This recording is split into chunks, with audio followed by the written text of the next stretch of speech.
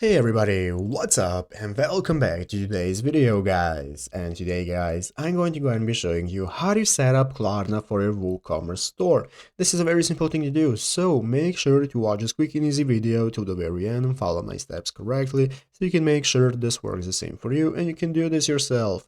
But yeah guys, let's get straight into it. So the first thing you want to do is to go ahead and open up the official WordPress website right here at wordpress.com if you've not already, and after opening it up, you'll be greeted by this main page right here. Where in the upper right corner you want to get started with logging into your account, so go ahead and log into your account if you're not already, and after logging in successful, you'll be greeted by this home page right here, where the left side screen you can find all the sections you can access for managing your WordPress website, such as home, statistics, upgrades, and so on. And under there guys, we can find the WooCommerce option, and this is where we want to get started. So guys, once you open up WooCommerce right here, this is going to enable you to go ahead and get started with setting up a store if you do not already have one, or if you have one, you can just go ahead and get started with managing it. So get started with managing your store, and now we can get ahead and get started setting up Klarna once we have set up our store. What we want to look for is right here, the left side screen, find the plugins section. So you want to open up plugins right here.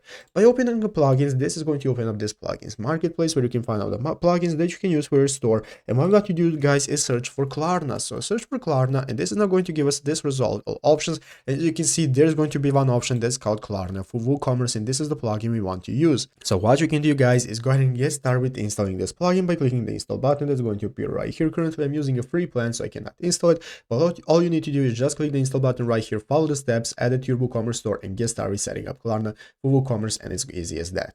So I hope this video was helpful. If it was, make sure to leave a like, subscribe to the channel. So guys, thanks for watching, take care, and bye.